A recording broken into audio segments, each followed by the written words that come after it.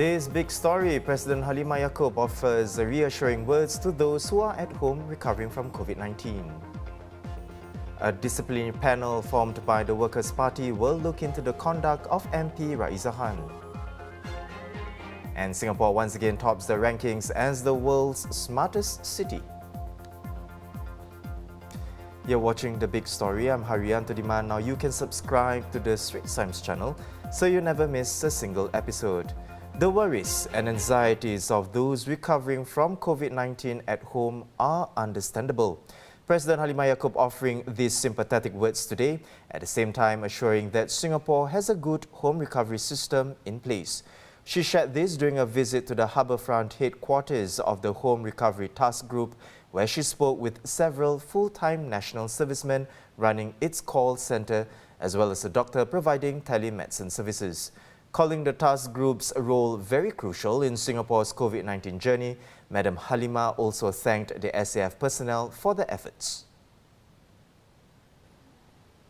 Let's find out more about this task group from journalist Timothy Goh. Welcome to the show, Timothy. Aside from the SAF, several other agencies like GovTech and the People's Association are helping to beef up manpower. Could you give us an idea about what these people do on the Home Recovery Task Group? Sure. So for starters, the Home Recovery Task Group itself was set up on 29th September, and it was set up to support national efforts in scaling up the home recovery program. As you mentioned, there are different components to it. I think the one that the public is most familiar with would be the home recovery buddies. Those are the ones from SAF. Some of them are NSF, some are regulars. And what they do is they are the first line of contact for people who are placed on home recovery. So after people get a home recovery notification, the home recovery buddies will be able to contact them and help them get on board the program. So they'll answer any questions they have, check that they are eligible for the program itself, and sort of be the first friendly, welcoming voice that they hear. Aside from this group, there's another group called the care managers. These are the ones who care for those who need a bit more help. Sometimes they're the ones from the Public Service Division, and they provide telephone befriending services to people who need additional social support in their home recovery journey. So they work together with people from the People's Association, from AIC, to link up to these people who need additional support. And of course, you've got your telemedicine doctors, you've got the People's Association who's delivering care packs. Behind the scenes, you've got DSTAR and GovTech who are helping with the technology side of things. And there's AIC who helps to visit vulnerable seniors. Also, the Public Service Division, which deploys more officers from various public service agencies to beef up the task force. And Tim, some pain points when the home recovery program first started included the lack of information as well as clogged up communication channels. Now that the team is bigger, have those issues been rectified? Yes, so as you rightly pointed out, there were some issues with the program at the start, and I think a lot of this stemmed from a lack of manpower to respond to the sudden surge in cases. So now that the manpower has been beefed up, what we're hearing is that response times have been improved. For instance, now about more than 90% of those who are eligible for the scheme are actually contacted within 24 hours after submitting their details online. The call centers are now also able to make over 95% of the incoming and outgoing calls that they are supposed to do. Finally, about, I think, 85% of those who request telemedicine support get their support within the first 24 hours. So this is almost twice the amount in early October, where around then it was about 50%, I think. And this is thanks to a new telemedicine system that has been set up. Thank you so much for your sharing, team. I've been speaking with my colleague, journalist Timothy Goh. 14 Covid-19 deaths were reported yesterday, taking Singapore's death toll to 421. All except one unvaccinated case had underlying medical conditions. The Health Ministry also reported 2,470 new cases last night, the lowest since October 11th. There were 2,189 in the community, 278 from the dorms and 3 imported. Also, as at yesterday, 129 COVID-19 patients were in ICU, 62 critically ill and 67 needing close monitoring. Another 128 ICU beds were occupied by non-COVID-19 patients.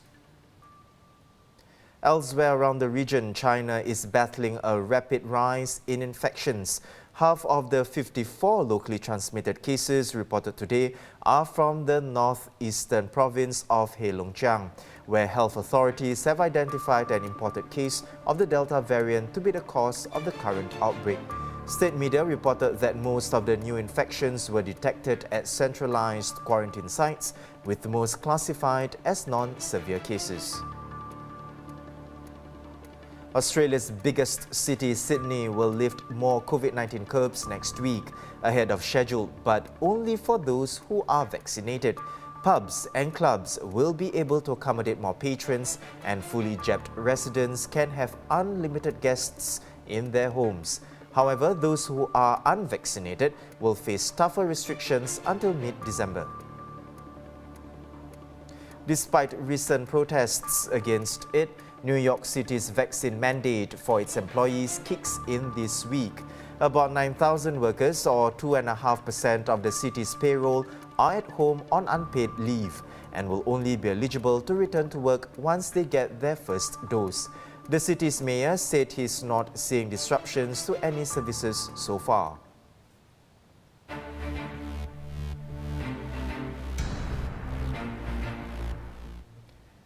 After 2 days of debate, 2 bills on raising the retirement and re-employment age and on CPF rules were passed today.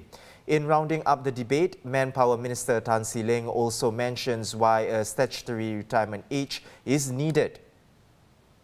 It looked at the experiences of other countries and found that countries without the equivalent of a statutory retirement age do not necessarily have better employment rates for senior workers, despite some of them having anti-discrimination legislation already in place. Some progressive employers may take the initiative to abolish their internal retirement ages and allow workers to work for as long as they wish, and we wholeheartedly applaud them. But, as Mr. Heng Chee Hao emphasized, the statutory retirement and re-employment age is still important as a floor and safeguard against employers who might not be as progressive.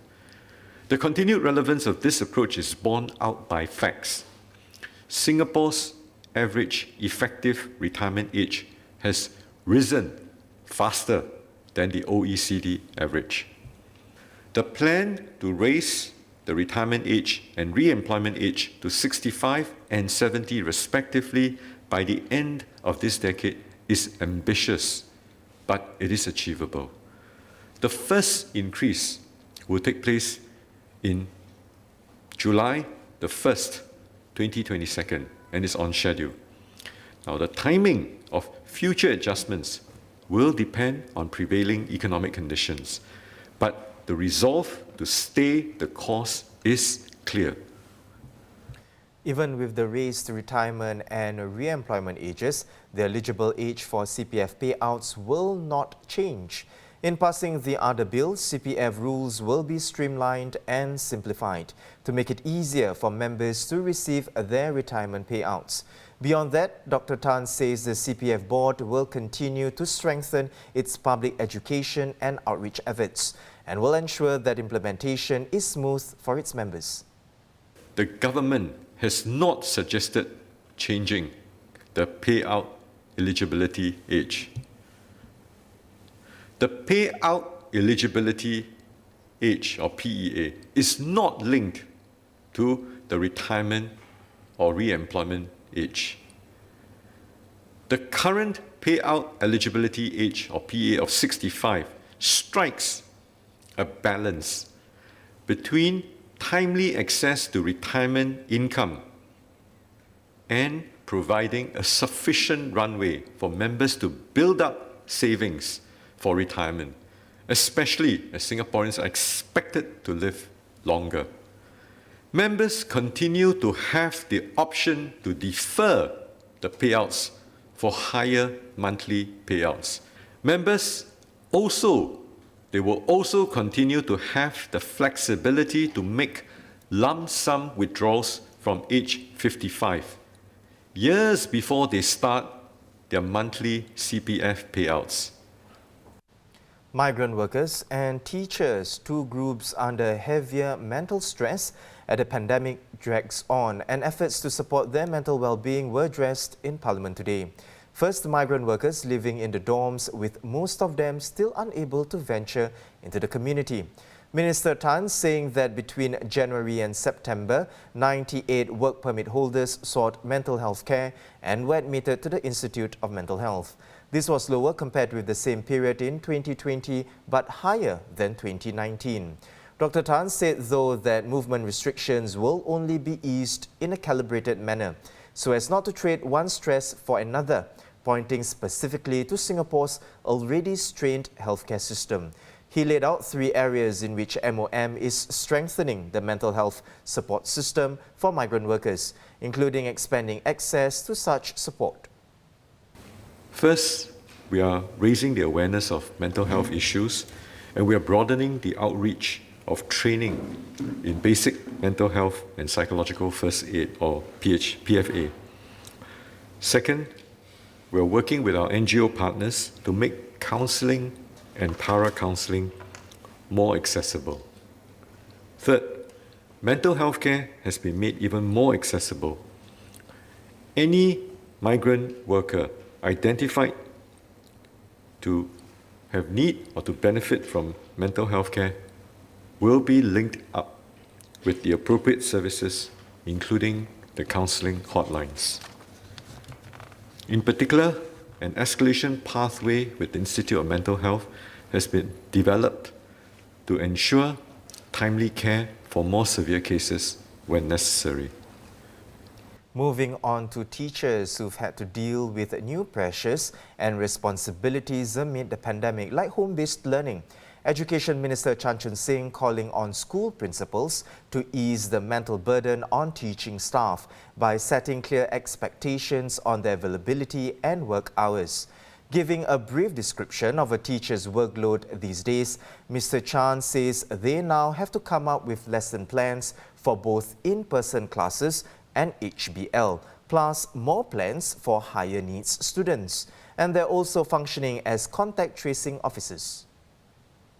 MOE has reprioritized initiatives and reduced schools' involvement in HQ work and pilots.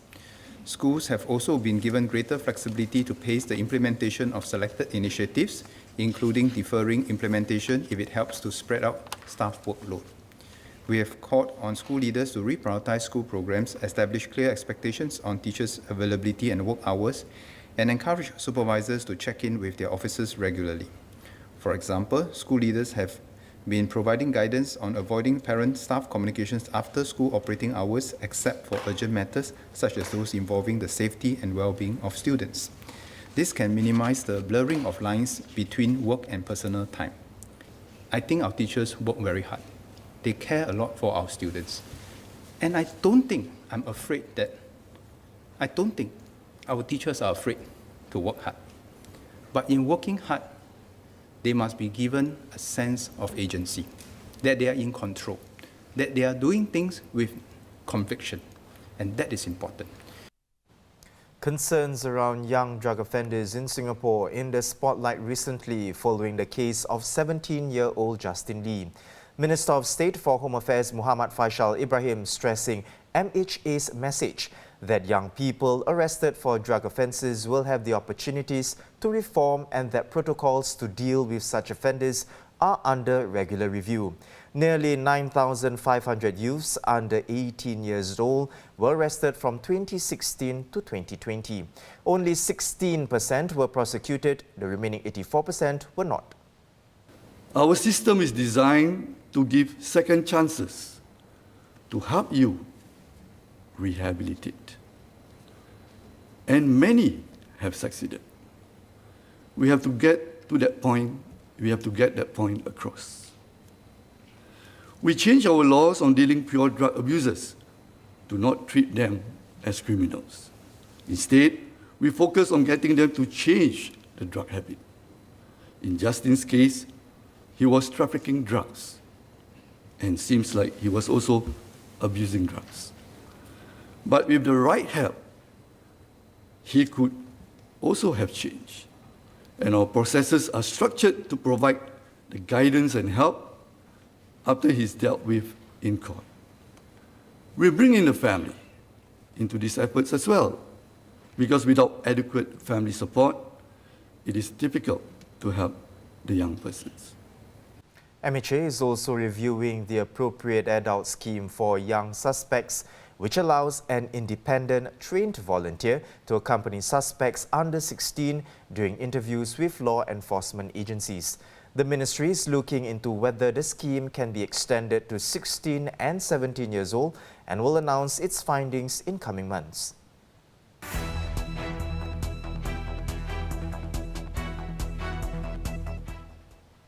A quick check on other local headlines. The Workers' Party has formed a disciplinary panel to look into the conduct and admissions of its MP RAEESAH after she admitted yesterday to lying in Parliament about the details of a sexual assault case. Comprising Secretary General Pritam Singh, Chairman Sylvia Lim and Vice Chair Faisal Manap, the panel will report its findings and recommendations to the party's Central Executive Committee after it completes its work.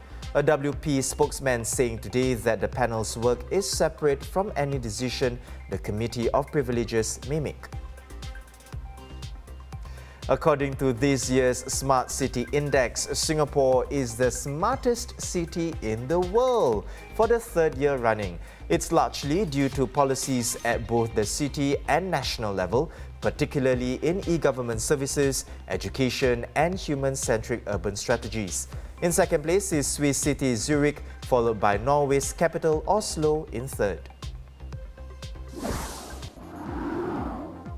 And those are our top stories for today. For more news and videos, visit straitstimes.com and remember to subscribe to our YouTube channel by hitting the red button below.